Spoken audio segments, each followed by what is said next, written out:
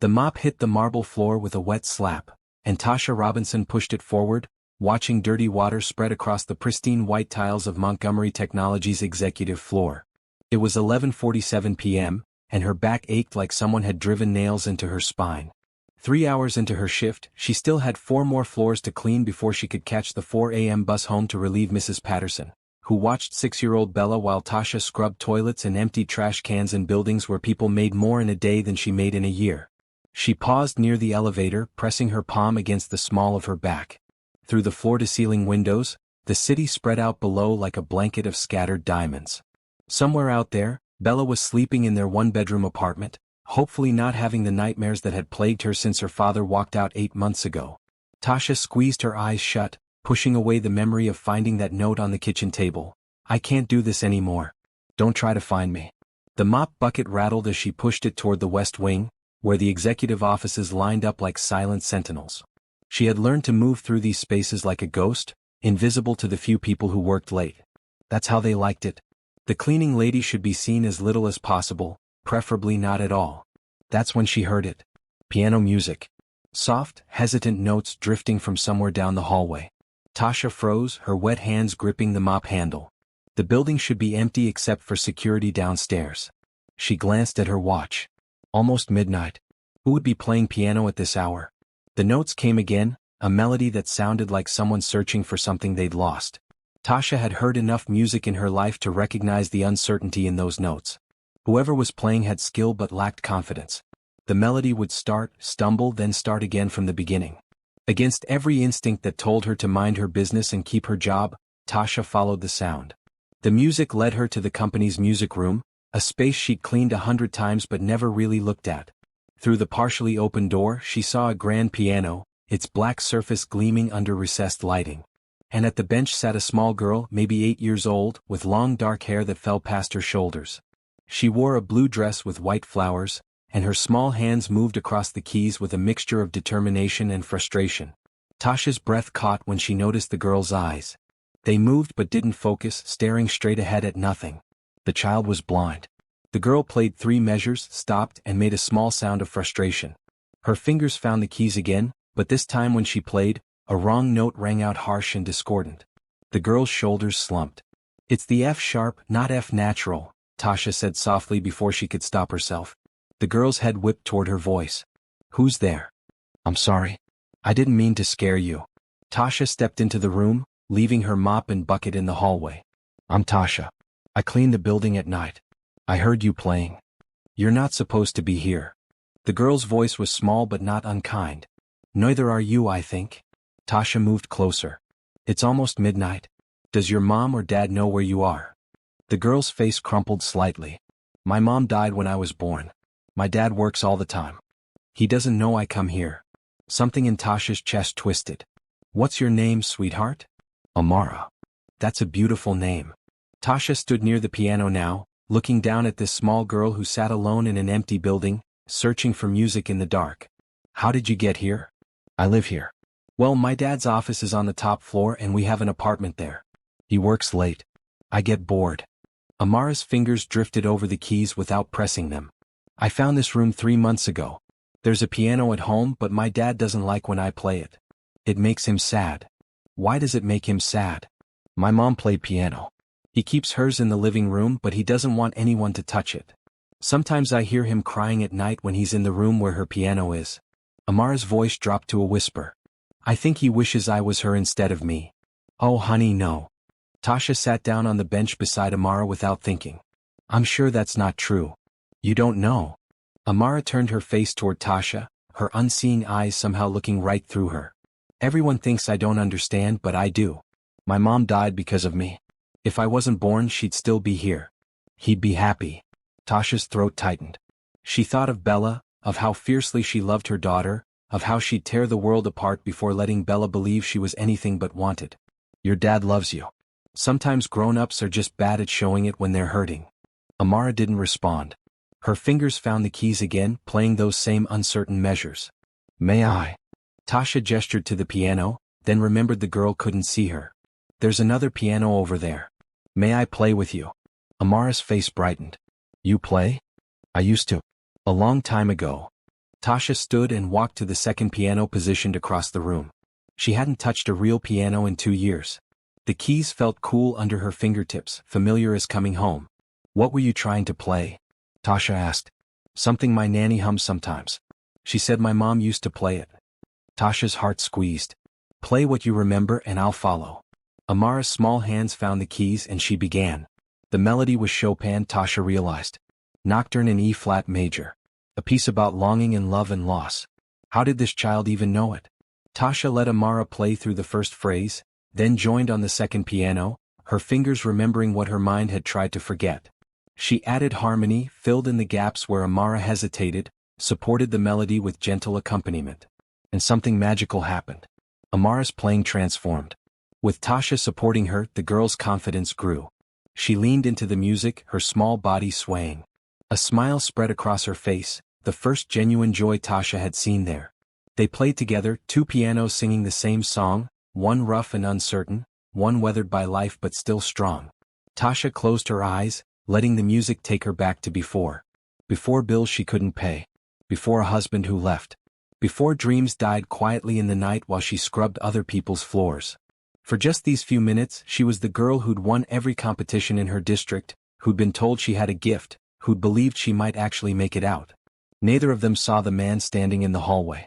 Richard Montgomery stood frozen outside the music room door, his hand pressed against the frame so hard his knuckles had gone white. Tears streamed down his face and he didn't bother wiping them away. He'd been working in his office when he heard the music. At first, he thought he was imagining it, that grief had finally broken something in his mind. Elena's piece. The nocturne she played the night he proposed. The last thing she played for him before the pregnancy complications, before the emergency delivery, before the doctors told him he could save one but not both. He'd chosen his daughter. And he'd hated himself for it every day since. Richard had avoided the music room since it was built. He'd never heard Amara play, always made excuses to leave the room when she practiced at home, couldn't bear the sound of the piano his wife had loved so much.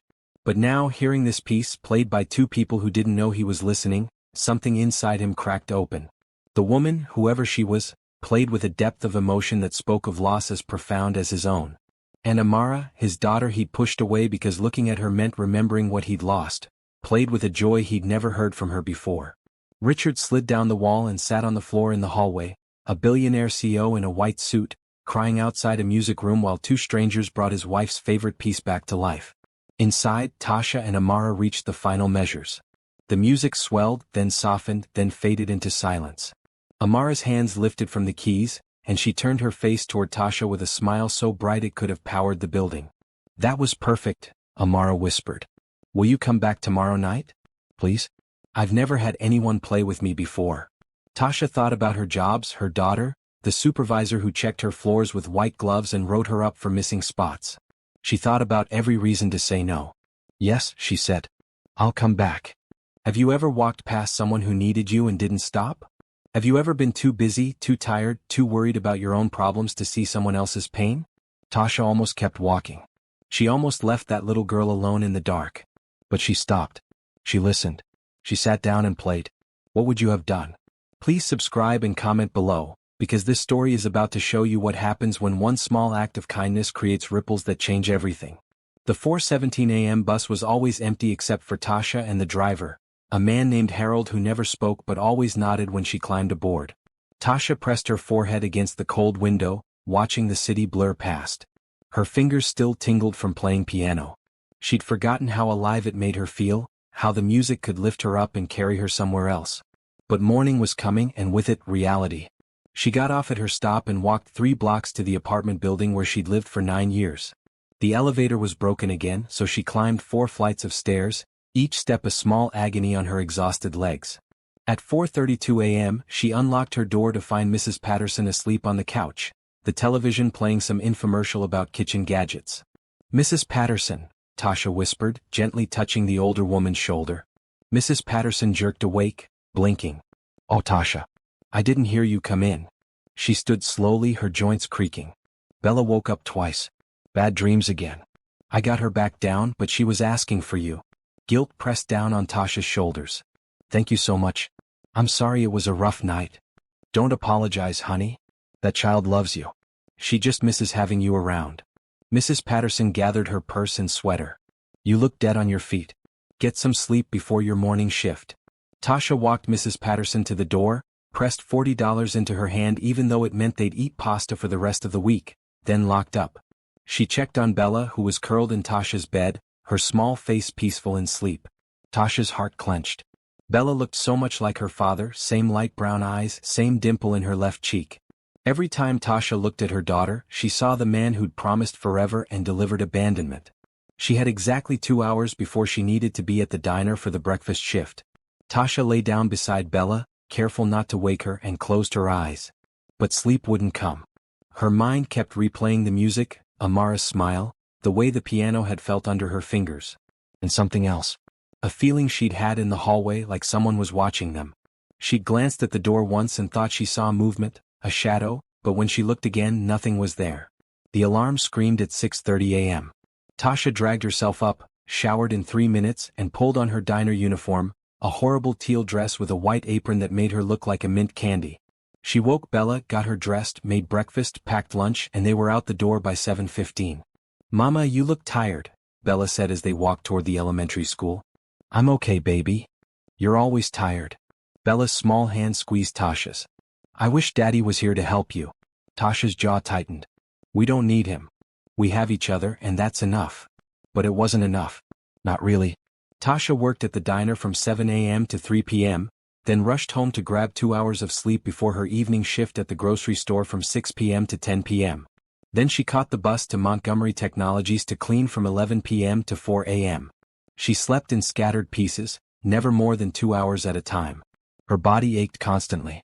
Last week she'd collapsed during her grocery store shift and spent 15 terrified minutes in the break room, certain she was having a heart attack, before realizing it was just exhaustion. She couldn't keep living like this. But what choice did she have? At 3:17 p.m., Tasha's manager at the diner called her over. You messed up 3 orders today, Tasha. That's not like you. I'm sorry, Frank. It won't happen again. It better not. I like you, but I can't have staff who aren't focused. Frank's expression softened. You feeling okay? You look rough. I'm fine. She wasn't fine. But fine was all she could afford to be. That evening, as Tasha stocked shelves at the grocery store, her mind kept drifting to Amara. The girl was probably home now in that apartment on the top floor, alone with her father who worked too much and avoided piano music because it reminded him of ghosts. Tasha wondered if Amara's dad even knew his daughter snuck out at night to play in an empty music room, searching for connection to the mother she never knew. At 10:42 p.m., Tasha clocked out and caught the bus to Montgomery Technologies. Her supervisor, Glenda, was waiting with a clipboard and a sour expression. You missed spots on the 7th floor yesterday. I'm sorry. It won't happen again. It better not. Glenda thrust the clipboard at her. And stay out of rooms that aren't on your cleaning list. Security mentioned seeing you in the music room last night. Tasha's stomach dropped. I heard a noise and was checking it out. Making sure everything was secure. That's security's job, not yours. You clean. That's it. Glenda walked away, her shoes clicking sharply against the tile.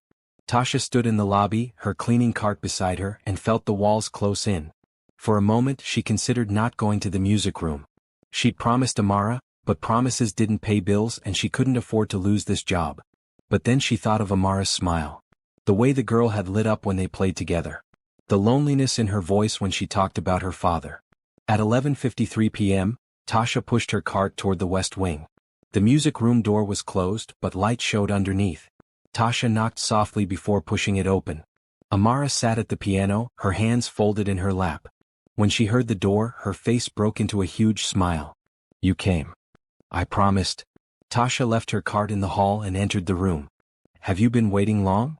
Since 10 o'clock. I wasn't sure you'd really come back. Tasha's heart hurt. How many promises had been broken to this child? When I make a promise, I keep it. They played for an hour. Tasha taught Amara a simplified version of Beethoven's Ode to Joy, and watched as the girl's confidence grew. Amara's playing was getting stronger, more assured.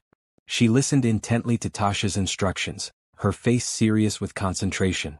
My nanny says my mom was going to be a concert pianist before she met my dad, Amara said during a break. She gave it up to marry him. Love makes us give up a lot of things, Tasha said quietly. Did you give up piano for someone? Tasha was silent for a moment. I gave it up for life. Sometimes dreams cost more than we can afford. That's sad. Sometimes. But sometimes we find new dreams. What's your new dream? Amara asked. Tasha looked at this blind girl who played piano alone in the middle of the night, who spoke about her mother like a story someone had told her, who smiled so brightly when someone just paid attention to her. Right now? Teaching you. Amara's smile could have lit the whole building. Neither of them knew that Richard Montgomery was in the hallway again, listening to every word, tears streaming down his face for the second night in a row. Amara Chin Montgomery had never seen her father's face, but she knew he had kind eyes. Her nanny Marie had told her so. Marie described him as tall with dark blonde hair that he kept neat and professional, with blue eyes that used to smile before Amara was born. Now Marie said those eyes were sad more than anything else. Amara had been born 3 weeks early, her mother hemorrhaging during delivery. The doctors said they could save one or both might die, and Richard had chosen his daughter. Elena Montgomery died 17 minutes after Amara took her first breath, never regaining consciousness, never holding the baby she'd carried for 8 months. Richard named the baby Amara Elena, after Elena's grandmother. Then he'd hired a nanny and went back to work. That was 8 years ago. Amara's world was built of sounds, textures, and voices. She knew the apartment by the echo of her footsteps on different surfaces. Marble in the kitchen, hardwood in the hallway, thick carpet in her father's study where she wasn't supposed to go. She knew Marie by the rustle of her cotton dresses and the smell of rose lotion she always wore. She knew her father by his aftershave and the sound of his dress shoes, always in a hurry, always leaving. Most days Amara woke up and Marie was there. They'd have breakfast, then lessons with various tutors. Math, science, literature, languages. Amara was smart, her tutors said gifted even. She memorized everything she heard, could recite entire books after Marie read them once. But what Amara loved most was music. The piano in their apartment sat in the living room, a Steinway grand that had belonged to Elena. Marie told Amara it was beautiful, black and glossy, with ivory keys that Elena's fingers used to fly across. Sometimes Amara would sneak out of bed and feel her way to the piano, running her hands over the smooth wood, imagining her mother sitting there, playing the music Amara would never hear her perform. But whenever Richard was home and heard Amara at that piano, he'd ask her to stop. His voice would get tight and painful, and then he'd disappear into his office for hours. So Amara stopped playing when he was around, which meant she almost never played at all because even when he was home he was working. 3 months ago Amara had been exploring. The apartment connected to Richard's executive suite through a private elevator, and that elevator went down to the main building. Marie thought Amara was napping, but Amara had developed a talent for moving silently through spaces, her other senses compensating for her lack of sight. She'd found the music room by accident. The door was open and she'd heard an echo that sounded different from the rest of the building. Inside, her hands found 2 pianos. She'd been so excited she'd laughed out loud. Since then, whenever she could sneak away, Amara went to the music room. Marie thought she was reading in her bedroom. Richard thought she was asleep. And Amara would feel her way through the quiet building to the one place she felt truly free. She'd been trying to learn her mother's favorite piece for weeks, working from memory of Marie's humming. But without anyone to teach her, she kept getting stuck. Then Tasha came. Amara didn't understand what a janitor was until Marie explained that Tasha cleaned the building. That seemed wrong to Amara. Tasha played piano like an angel. How could someone who played that beautifully spend her time mopping floors? Life isn't fair, sweet girl, Marie had said when Amara asked. Sometimes talented people don't get the chances they deserve. On their 3rd night together, Amara asked Tasha about her life. Tasha told her about Bella, about working 3 jobs, about a husband who left and dreams that got packed away in boxes. Don't you wish you'd become a pianist? Amara asked. Every day, Tasha admitted. But I love my daughter more than I loved piano. That's the trade I made. Would you teach me? Really teach me, I mean not just playing together at night? Tasha was quiet for a long time. Amara, honey, I can't. I barely have time to sleep. And I don't think your father would be okay with the cleaning lady giving his daughter piano lessons. He doesn't care what I do. That's not true. Yes, it is. Amara's voice cracked. He looks at me and sees my mom dying. He hears me play and leaves the room. He works all the time so he doesn't have to be with me. I know he wishes things were different. I wish I could make him happy, but I don't know how. Tasha moved to sit beside Amara on the bench. Your father loves you. I know he does. How do you know? You've never met him. Because anyone who heard you play and didn't fall completely in love with you would have to be dead inside. And your father built you this amazing space with 2 pianos. He pays for tutors and nannies. He's trying even if he's bad at showing it. I just want him to look at me without being sad. Tasha wrapped an arm around Amara's shoulders. Maybe music can help. Maybe if he heard you play, really heard you, he'd see how special you are. He won't listen. He never listens. But Tasha was wrong about one thing. Richard had heard Amara play. He'd heard every note, every lesson, every conversation between his daughter and this woman who showed up in the middle of the night and gave Amara something he couldn't. Joy. And it was breaking him apart and putting him back together at the same time. Richard Montgomery had not cried in 8 years. Not at Elena's funeral.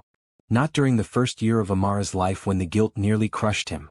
Not on Amara's birthdays when he gave her expensive gifts and saw the disappointment in her face because what she wanted was just him, present and whole. But for 3 nights running, he'd sat in the hallway outside the music room and wept like a child. The first night he'd thought he was hearing ghosts. He'd been reviewing quarterly projections when the music drifted up through the ventilation system. Chopin's Nocturne in E-flat major. Elena's song. The one she played the night he proposed, both of them young and stupid and so in love it hurt. Richard had followed the sound in a daze, certain he'd finally lost his mind. But when he reached the music room, there was Amara, his daughter he barely knew, playing with a woman he'd never seen before. They sat at 2 pianos, making music that reached into his chest and twisted everything around. The second night he'd told himself he wouldn't go back. But at 11:47 p.m., he found himself in that hallway again, listening to Tasha teach Amara, Ode to Joy. He heard their conversation. Heard Amara say he didn't care about her. Heard Tasha defend him even though they'd never met. The third night he brought a chair. Richard sat outside the music room door and listened to his daughter laugh. Actually laugh, bright and free and genuine. When was the last time he'd heard her laugh? When was the last time he'd made her laugh? Tasha was teaching Amara a simplified version of Clair de Lune, and Amara kept making mistakes and giggling at herself. I sound like a cat walking on the keys. You sound like someone learning, Tasha said. That's how it's supposed to sound. When I first learned this piece I was 13 years old and thought I was hot stuff. My teacher made me play it for my whole class and I messed up so badly I ran out crying. But you know what? I went home and practiced for 6 hours straight. The next week I played it perfectly. 6 hours? I was stubborn. And I wanted it bad enough to work for it. Tasha paused. You have a gift, Amara. Real talent. With the right training you could be extraordinary. Really? Really? Richard's hands shook. He'd never told Amara she was talented. He'd never told her much of anything because talking to her meant looking at her, and looking at her meant remembering Elena's last words before the anesthesia took her. If something goes wrong, save the baby. Promise me. He'd kept that promise. And hated himself for it. But listening to Amara now, hearing her joy, her hunger to learn, her brightness that persisted despite having a father who was physically present but emotionally gone, Richard felt something shift inside him.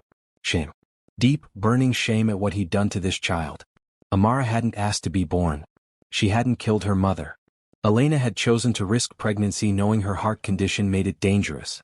Elena had begged him to try anyway because she wanted a baby so badly. And when the worst happened, Elena had chosen Amara over herself. Richard had spent 8 years punishing his daughter for surviving. On the 4th night, Richard didn't go to the hallway. Instead, he researched Tasha Robinson. What he found made his chest ache. Single mother, 3 jobs, living in a 1-bedroom apartment in a neighborhood where gunshots were regular background noise. A daughter named Bella, 6 years old, enrolled in a struggling public school. Husband Marcus Johnson, whereabouts unknown, 3 months behind on child support before he disappeared completely. And buried deeper in the search results, Richard found newspaper clippings from 9 years ago. Tasha Williams, 17 years old, winner of the regional piano competition. Tasha Williams accepts scholarship to State University music program. Tasha Williams, promising young pianist, performing at the Governor's Arts Gala. Then nothing. The trail went cold. Richard kept digging. He found a marriage certificate, Tasha Williams to Marcus Johnson. Then a birth certificate for Bella Johnson. Then eviction notices, unpaid bills, a whole paper trail of struggle and poverty. Tasha had been extraordinary. She'd had a future. And life had crushed it out of her until she was cleaning floors in the middle of the night, her talent hidden away like a secret no one wanted to hear. On the 5th night, Richard stood outside the music room but didn't go in. He stood there listening to Tasha teach Amara, his heart breaking and healing at the same time, knowing he was about to change everything. On the sixth night he opened the door. Tasha was mid-phrase when the door opened fully. She looked up and saw a man standing in the doorway and her hands froze on the keys. He was tall, like Amara said, with light brown hair starting to silver at the temples. He wore a white dress shirt with the sleeves rolled up and gray slacks. His face was angular, handsome in a tired way, with blue eyes that looked like they'd forgotten how to sleep. And those eyes were red-rimmed, like he'd been crying. "Daddy?" Amara's voice was small, uncertain. The man, Richard Montgomery, stepped into the room. "Hello, sweetheart." Tasha stood up quickly, her heart hammering. "Mr. Montgomery, I'm so sorry. I know I shouldn't be in here.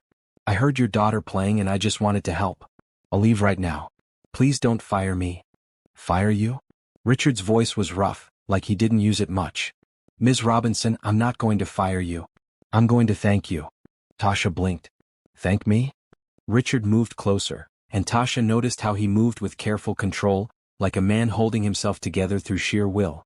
He stopped a few feet from the piano and looked at Amara.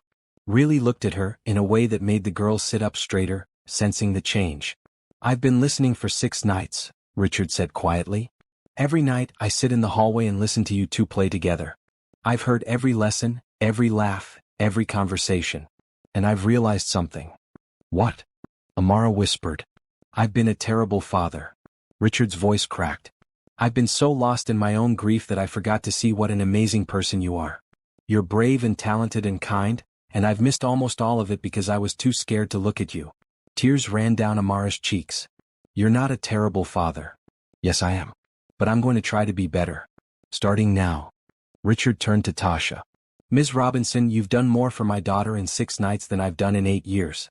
You've given her confidence, joy, and actual instruction in something she loves. I don't want that to stop." Tasha shook her head. "Mr. Montgomery, I appreciate that, but I can't. I have 3 jobs and a daughter. I barely have time to breathe. I wish I could help Amara, but I just can't." "What if you didn't have 3 jobs?" Tasha stared at him. "What?" Richard pulled a chair over and sat down, gesturing for Tasha to do the same. She sat hesitantly on the piano bench. "I did some research on you. I know about Bella, about your schedule, about your ex-husband. I know you used to be a competitive pianist. I know you got scholarships and won awards and were supposed to have a future in music. And I know that life took all of that away from you. Life gives and takes from everyone," Tasha said carefully. "True. But sometimes life also gives second chances." Richard leaned forward. "I want to hire you as Amara's private piano instructor. Full-time. With a salary that would let you quit all 3 of your other jobs. I'll pay for Bella's childcare, or she can come here with you. Whatever you need." Tasha's head spun. "That's insane." "Why?" "Because I'm a janitor. I clean toilets for a living. I have no credentials, no teaching degree, nothing that qualifies me to teach your daughter." "You have something better than credentials," Richard said. "You have heart. You saw my daughter alone in the middle of the night, and instead of walking past or reporting her, you sat down and played with her. You've given her more in 6 nights than any certified teacher could give her in years. That's what qualifies you." "Please say yes," Amara burst out. "Please, Tasha. You're the best teacher I've ever had. I don't want to learn from anyone else." Tasha looked between father and daughter, her mind reeling. This couldn't be real. Things like this didn't happen to people like her. There had to be a catch, some string attached, some price she'd have to pay. "I don't understand why you're doing this," she said finally. Richard met her eyes. "Because you gave my daughter something I couldn't. And because everyone deserves a second chance at their dreams. You helped Amara. Let me help you. I have a daughter to think about. I can't just accept charity. It's not charity. It's a job. You'll work hard, trust me. Amara needs intense instruction if she's going to reach her potential. You'll earn every penny." Richard pulled a folded paper from his pocket. "This is a contract. Salary, benefits, everything laid out. Look it over. Think about it. But please say yes." Tasha took the paper with shaking hands. The number written there made her dizzy. It was more than she made in 6 months at all 3 jobs combined. It was enough to move Bella into a safe neighborhood. Enough to breathe. Enough to live instead of just survive. "I need to think about it," she whispered. "Take all the time you need." Richard stood. "But while you're thinking, know that you've already changed our lives. Both of us. And I hope you'll let us change yours too." 3 days later, Tasha called the number Richard had given her. "When do I start?" she asked. The Montgomery mansion sat on 5 acres outside the city, a sprawling modern structure of glass and steel that looked like something from an architecture magazine. Tasha stood outside the front gates with Bella's small hand clutched in hers, staring up at the building and wondering if she'd made a terrible mistake. "Mama, is this really where you're going to work?" Bella's eyes were huge. "Yes, baby." Tasha pressed the intercom button with a trembling finger. "It looks like a castle." A voice crackled through, "Ms. Robinson?" "Yes, I'm here." The gates swung open smoothly, and Tasha walked up the long driveway with Bella beside her. The front door opened before they reached it, and Richard stood there in dark blue jeans and a green casual shirt, looking more relaxed than he had in his office. "Welcome," he said, smiling at Bella. "You must be Bella. Your mom has told us all about you." Bella hid behind Tasha's leg, suddenly shy. "Bella, this is Mr. Montgomery," Tasha said. "Can you say hello?" "Hello," Bella whispered. "Please call me Richard." He stepped back, gesturing them inside. "Amara's been talking about nothing but meeting you all week, Bella. She's very excited." The inside of the house took Tasha's breath away. High ceilings, artwork on every wall, furniture that probably cost more than Tasha's annual salary. Everything was clean and modern and beautiful in a way that felt too perfect to be a home. "Tasha?" Amara's voice called from somewhere deeper in the house. "Is that you?" "It's me," Tasha called back. "And I brought someone to meet you." Amara appeared in the doorway of what looked like a massive living room. She moved confidently through the space, clearly knowing every inch of her home. She wore a red dress today with white sandals, and her hair was pulled back in a ponytail. "This is my daughter Bella," Tasha said. Bella peeked out from behind Tasha's leg. "Hi." "Hi." Amara's face lit up. "I'm Amara. Do you like piano?" "I don't know. I've never tried it." "Want to learn?" Amara held out her hand. Bella looked up at Tasha for permission. Tasha nodded and Bella cautiously took Amara's hand. The girls walked toward the living room together, chattering instantly like old friends. Richard watched them go with an expression of wonder. "She's good with people. She never meets a stranger," Tasha said. "Sometimes I worry she's too trusting." "Trust is a gift. Don't let the world take it from her." They followed the girls into the living room and Tasha stopped short. The piano in the center of the room was breathtaking. A black Steinway grand, gleaming under recessed lighting, positioned perfectly between floor-to-ceiling windows that looked out over manicured gardens. "That was Elena's," Richard said quietly. "Amara wants to learn on it, but I've been too scared to let her touch it." "Stupid, right? It's just an instrument." "It's not stupid. It's grief." Richard turned to look at her. "You understand that, don't you? Loss." "Yes." Tasha watched Amara show Bella how to sit at the bench, how to curve her fingers over the keys. "When my husband left, he took more than just himself. He took my belief that good things could last, that I deserve better. I'm still learning how to trust again." "Did you love him?" "I thought I did. Now I think I loved who I wanted him to be, not who he actually was." Tasha smiled sadly. "But he gave me Bella, so I can't regret it completely." "Elena wanted a baby so badly," Richard said. "She had a heart condition, and the doctors warned her that pregnancy would be dangerous. But she insisted. She said she'd rather risk it than live without trying. I was terrified the whole 9 months. And then everything I was afraid of came true. I'm sorry. For 8 years I blamed myself. If I'd said no to trying. If I'd pushed harder for her to adopt instead. If I'd been stronger, faster, better in that delivery room." Richard's voice was barely above a whisper. "I blamed Amara too. Not consciously, but I did. Every time I looked at her, I saw what I lost. And now I see what I was about to lose twice. My daughter needed me, and I was so lost in the past that I couldn't see the present." He looked at Tasha. "You gave me that. You showed me that Amara isn't a reminder of death. She's a celebration of life. Elena's life. Our life. Her own life." Tasha's throat tightened. "She's extraordinary. You should be so proud." "I am." Finally. They stood together watching the girls at the piano. Amara was teaching Bella Twinkle, Twinkle Little Star, patiently guiding Bella's fingers to the right keys.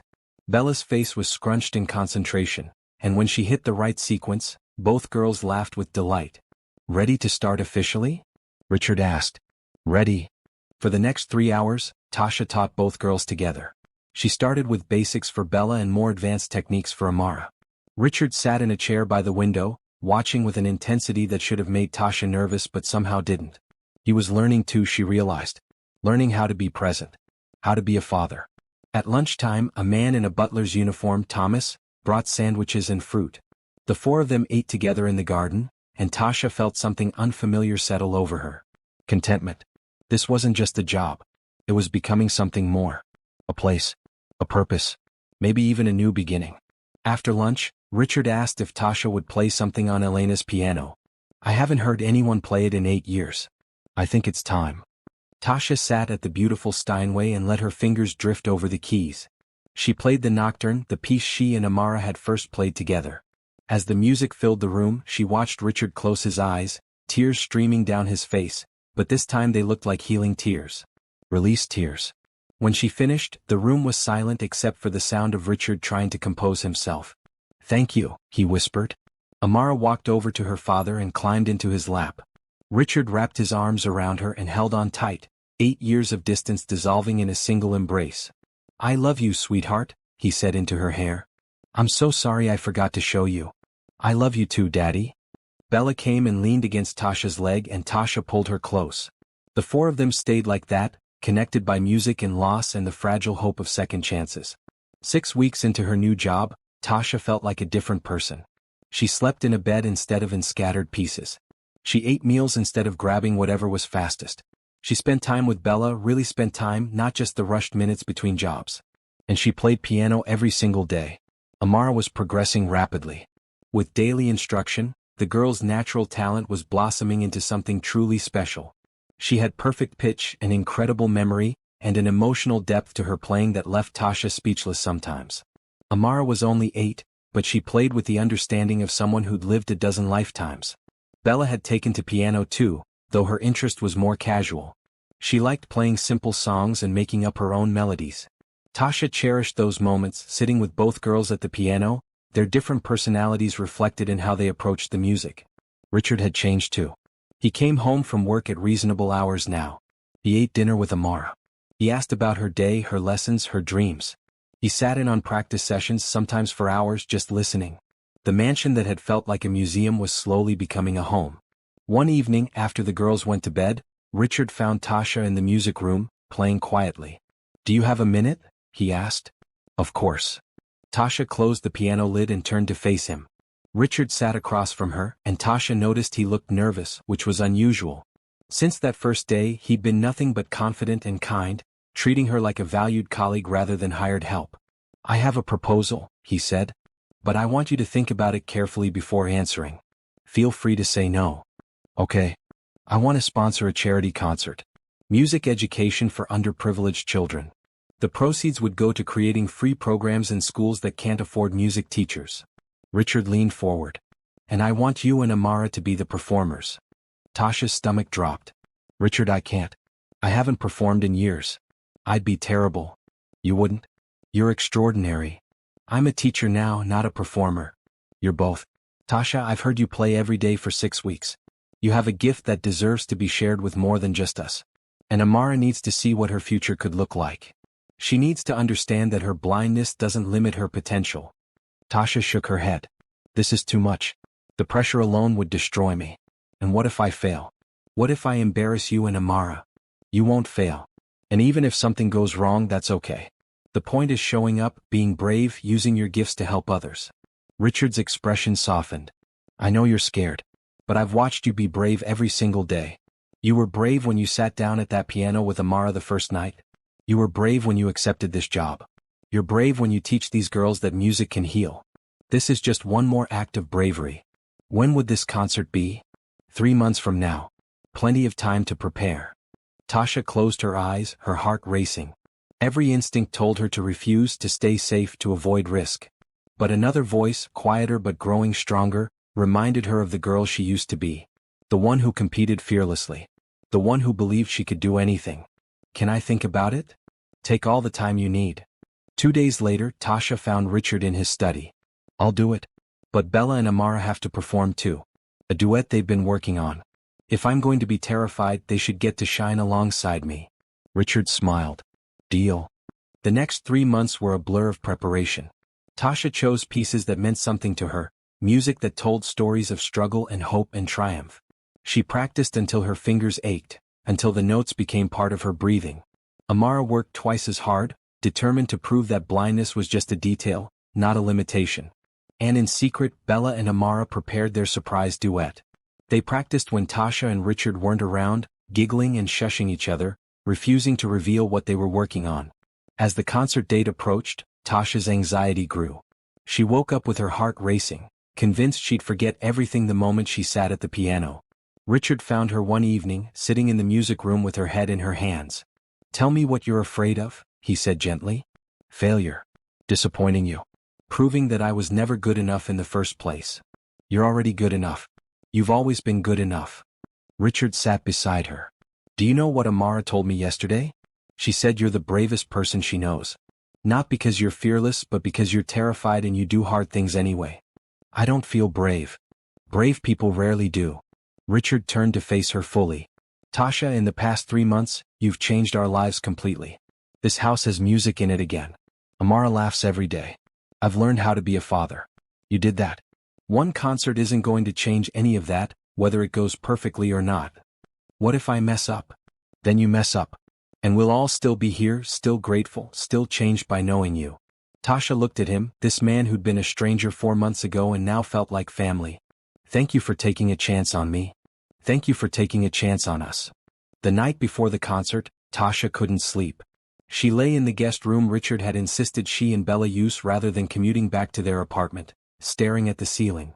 Tomorrow she'd perform in front of hundreds of people.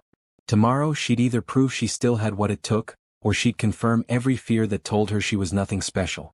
But when morning came and Tasha saw Amara's excitement, Bella's pride and Richard's confidence, she felt her fear transform into something else. Determination. She might be terrified, but she was going to do this anyway. For these girls who believed in her. For Richard, who'd given her a second chance. For herself, the woman she used to be and the woman she was becoming. It was time to be brave. The concert venue was magnificent.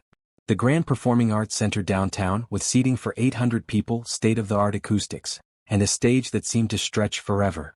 Tasha stood backstage, peeking through the curtain at the filling seats, and felt her breakfast threaten to come back up. "Mama, you look green," Bella said, tugging on Tasha's blue dress. "I'm okay, baby." Tasha knelt down to Bella's level. "Are you nervous about your performance?" "Nope. Me and Amara practiced a million times. We're going to be great." Bella's confidence was absolute, the way only a 6-year-old's could be. Amara approached, guided by Richard. She wore a beautiful green dress that made her look older than 8. "Is there a big crowd?" she asked. "Huge," Tasha said, her voice shaking. "Good. That means lots of people will hear us and maybe donate money to help kids learn music." Amara reached for Tasha's hand. "You're going to be perfect." "How do you know?" "Because I've heard you play every day. You're the best pianist I know." Richard stepped closer, adjusting his red tie. 5 minutes until curtain. "How are we feeling?" "Terrified," Tasha admitted. "Good. That means you care." Richard placed a hand on her shoulder. "Remember, this concert isn't about perfection. It's about sharing something beautiful and raising money for a good cause. The people out there want to support you. They're on your side. What if I freeze up there? Then Amara will cover for you. Or I'll come out and tell terrible jokes until you recover. We're a team. You're not alone in this." Marie appeared with water bottles. 3 minutes. "Bella, sweetheart, you need to use the bathroom one more time." After Bella left with Marie, Richard pulled Tasha aside. "I need to tell you something before you go out there. If it's bad news, please wait."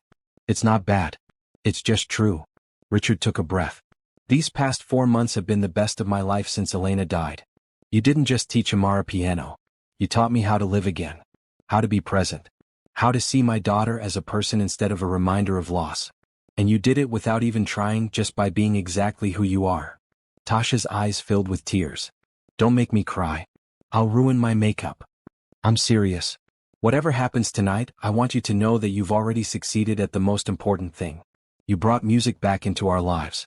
The rest is just details." "Places," a stagehand called. Tasha walked to the wings on shaking legs. Through the curtain, she could hear the crowd settling, programs rustling, conversations fading. Her hands felt like ice. Her heart hammered against her ribs. The lights dimmed. An announcer stepped onto the stage. "Ladies and gentlemen, thank you for joining us this evening for a very special concert benefiting music education in our public schools. Tonight's performers are all donating their time and talent to help ensure that every child, regardless of economic circumstances, has access to the transformative power of music. The crowd applauded.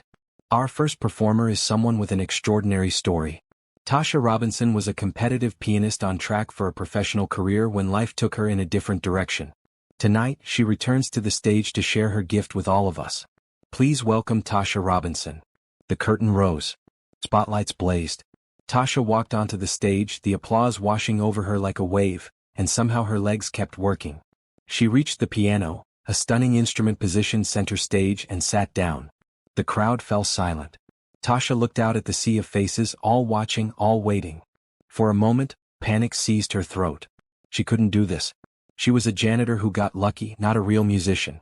She was going to fail in front of hundreds of people and prove that she never should have dreamed in the first place. Then she saw Richard in the front row, Bella on his lap, both of them smiling at her with absolute faith. Tasha placed her hands on the keys. She played Chopin's Nocturne first, the piece that started everything. Her hands remembered the notes her mind had tried to forget. The music poured out of her, 8 years of loss and struggle and survival transformed into something beautiful. She played for Elena, for Bella, for Amara, for every dream that died and every hope that refused to quit. When she finished, the applause was deafening. Tasha stood, bowed, and walked off stage on trembling legs. She'd done it. She'd actually done it. Backstage, Richard hugged her tight. That was extraordinary. I didn't mess up? Not even close. You were perfect. Amara performed next, playing a medley of classical pieces with technical precision and emotional depth that left the audience stunned. When she finished, the standing ovation lasted 3 full minutes. Tasha watched from the wings, tears streaming down her face, so proud she could barely breathe. Then came the surprise. And now, the announcer said, 2 young ladies have a special performance they've been keeping secret. Please welcome Bella Robinson and Amara Montgomery.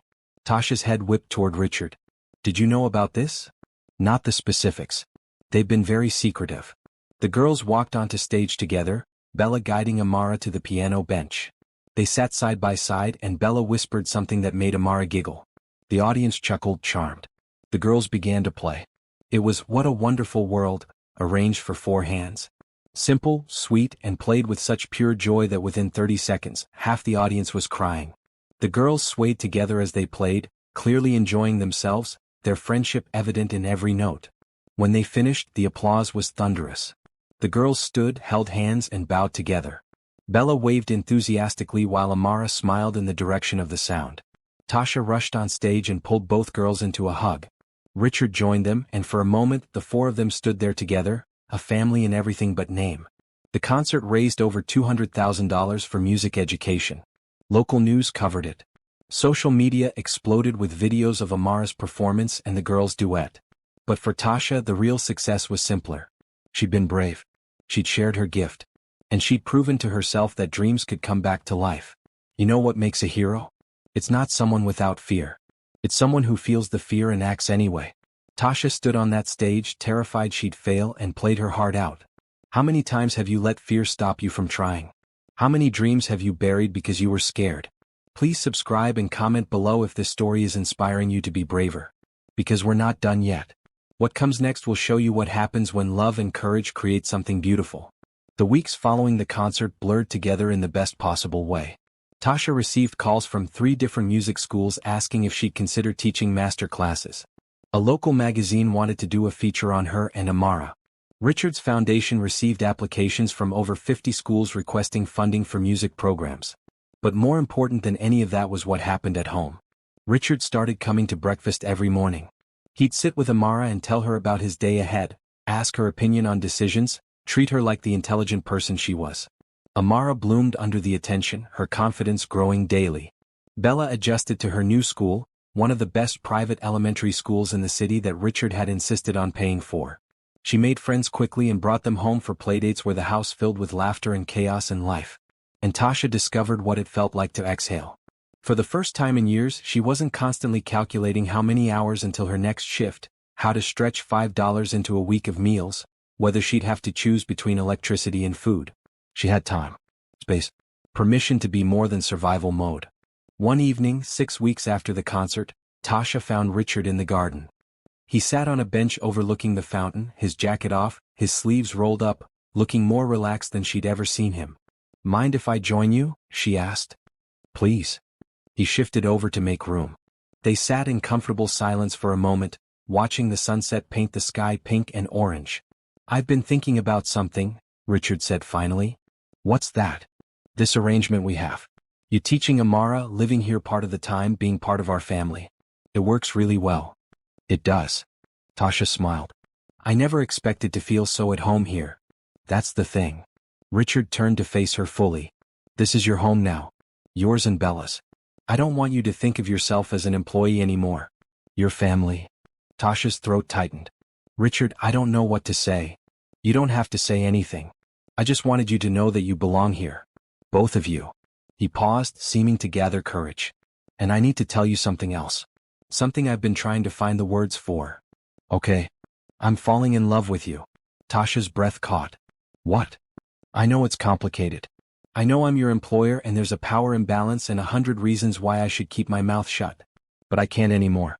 I watch you with Amara, with Bella, and I see someone who pours love into everything she does.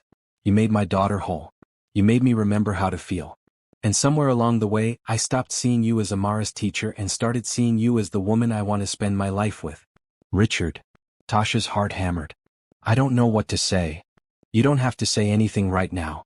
I'm not asking you for an answer. I'm just being honest about how I feel. You've been alone for so long, carrying everything by yourself. I want you to know that you don't have to do that anymore. I want to be your partner, your support, your friend, and maybe more if you'll let me." Tasha thought about the man Richard had been when she first saw him. Broken, distant, lost in grief. And the man he was now, present and whole and open. She thought about how natural it felt when the four of them sat together at dinner, how right it seemed when Richard helped Bella with her homework while Tasha worked with Amara, how the house felt alive in a way that had nothing to do with the mansion itself and everything to do with the people in it. "I'm scared," she admitted. "My ex-husband destroyed my ability to trust. What if I let myself feel something for you and it all falls apart? Then we'll deal with it together." "But Tasha, I'm not him. I'm not going anywhere. I've finally found something worth staying for and I'm not going to walk away from it. From you. I need time. Take all the time you need. I'm not going anywhere." Tasha stood up, her mind spinning. "I should go check on the girls." "Tasha." Richard stood too. "Whatever you decide, nothing changes. You and Bella are family. That's not conditional on how you feel about me." Tasha nodded, too emotional to speak, and walked back into the house. That night, lying in bed with Bella curled against her side, Tasha thought about love. She believed in it once, gave everything to it, and had it destroy her. But watching Richard with Amara, seeing how he'd fought through his grief to become the father his daughter needed, witnessing his gentleness with Bella, his respect for Tasha herself, she realized that maybe love wasn't what she thought it was. Maybe love wasn't the fireworks and passion that burned hot and died fast. Maybe love was showing up, being present, doing the work, choosing someone every single day. Maybe love was a man who sat in a hallway for 6 nights, listening to piano music and crying, then having the courage to change everything. 3 weeks later, Tasha found Richard in his study. "Can we talk?" she asked. "Of course." He set down the papers he'd been reviewing. Tasha closed the door and sat across from him. "I've been thinking about what you said. About falling in love with me." "You don't have to respond. I meant what I said. Whatever you decide, nothing changes between us. Let me finish." Tasha took a breath. "I'm falling in love with you too. I think I have been for a while, but I was too scared to admit it. You gave me back my dreams. You gave Bella stability and opportunities. You showed me what it looks like when someone actually follows through on their promises. And more than that, you let me see you. The broken parts, the grief, the struggle to be better. That vulnerability is what convinced me you're real." Richard's eyes shone. "Tasha, I'm still scared. I probably always will be. But I'm tired of letting fear make my decisions. So yes, Richard. Yes to whatever this is between us. Yes to taking a chance. Yes to building something together." Richard crossed the room and took her hands. "I promise I won't let you down." "I know. And if you do, we'll figure it out. That's what partners do." He pulled her close, and Tasha let herself sink into the embrace, marveling at how safe she felt. "All right." When they told the girls, Amara shrieked with joy. Bella bounced around the room chanting, "We're going to be sisters." And Tasha thought about how broken they'd all been just months ago. For people carrying different kinds of loss, now finding healing in each other. Life wasn't perfect. There were still hard days, moments of doubt, reminders that healing wasn't linear. But they were facing it together now, a chosen family built on music and kindness and the courage to try again. 6 months later, Tasha stood in Richard's office, looking at architectural plans spread across his desk. The building designs showed a modern 3-story facility with multiple music rooms, a small concert hall, recording studios, and practice spaces. "This is incredible," she breathed. "But what is it?" "The Robinson Montgomery Center for Musical Arts," Richard said, pointing to the title at the top of the plans. "A tuition-free music school for underprivileged children. Full curriculum, professional instruction, instrument loans, everything a kid needs to discover their potential." "You can't name it after me." "Why not? It's your vision." "The concert we did raised enough money to start construction, but I'm donating the land and initial funding. This is going to be your project, Tasha. You'll be the director." Tasha sank into a chair, overwhelmed. "I don't know how to run a school." "You'll learn. And you'll have help.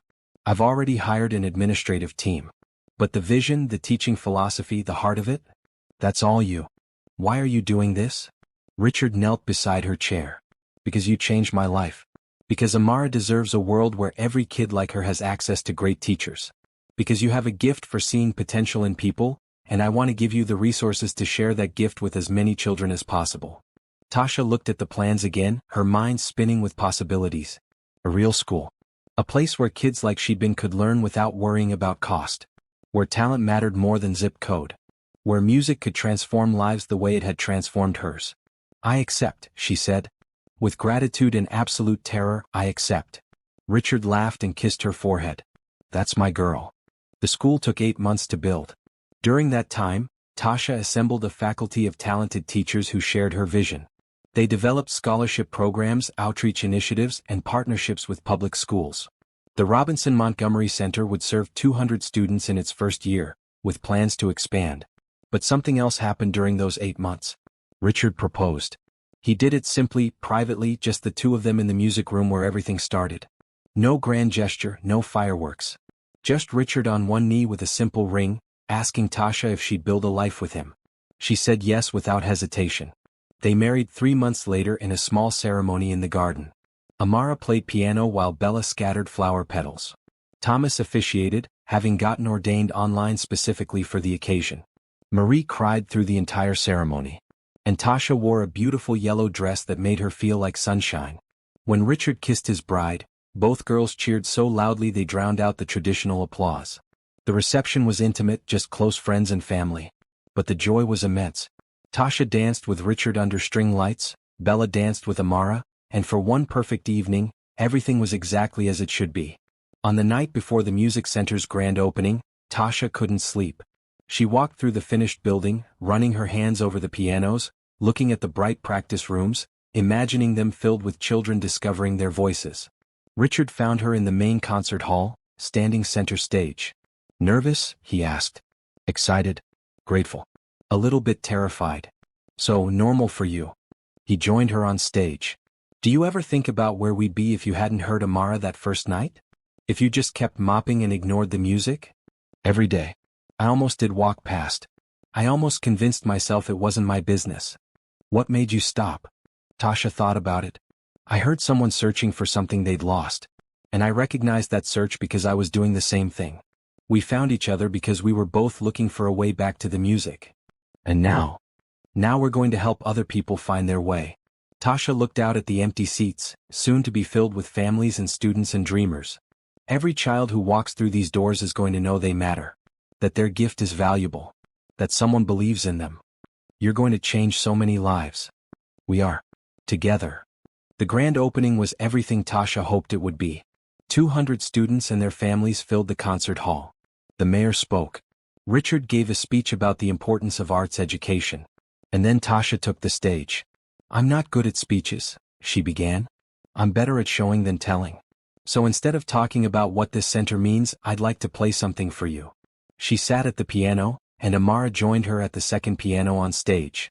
Together they played the Nocturne, the piece that brought them together. The music filled the hall, and Tasha looked out at the faces watching them, children who'd come from neighborhoods like hers, families struggling to give their kids opportunities, students hungry for a chance.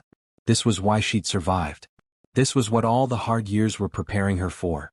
Not just her own success but the ability to lift others up alongside her. When they finished, the applause was thunderous. Students rushed forward to try the pianos, to explore the building, to claim their space in this new world of possibility. Bella and Amara stood together at the edge of the stage, holding hands, watching the chaos with delight. Richard wrapped his arms around Tasha from behind, and she leaned into him, feeling his heartbeat against her back. "Thank you," she whispered. "For everything. Thank you for walking through that music room door. For being brave enough to sit down and play. For teaching my daughter that blindness doesn't limit her future. For teaching me how to live again." Richard turned her to face him. "Thank you for saying yes to all of it. It was the easiest yes I've ever given." That night, back at home, the four of them sat together at the piano. They played What a Wonderful World, again the girls' favorite. And Tasha thought about how she'd been a janitor cleaning floors at midnight, believing her best days were behind her. How one moment of compassion, one decision to stop and listen, had changed absolutely everything. Life wasn't perfect. They still had hard days. Amara struggled sometimes with the limitations of blindness. Bella had moments where she missed simpler times when it was just her and her mom. Richard occasionally got lost in work and had to be reminded to come home. And Tasha still woke up sometimes, panicking that it was all a dream, that she'd open her eyes and be back in that one-bedroom apartment with 3 jobs and no hope. But they were building something real. A family. A purpose. A future where kindness mattered more than circumstances, where second chances existed, where love was patient and present and willing to do the work. The music swelled around them, for voices joined in harmony, and Tasha closed her eyes. She thought about the woman she'd been, the woman she was becoming, and the woman she'd help other lost girls become. She thought about how sometimes the greatest performances happen in empty rooms at midnight, when someone brave enough to listen discovers someone brave enough to play. She thought about how the end of one story is always the beginning of another. And she played on, grateful for every note, every moment, every choice that led her here. To home. To family. To the music that saved them all.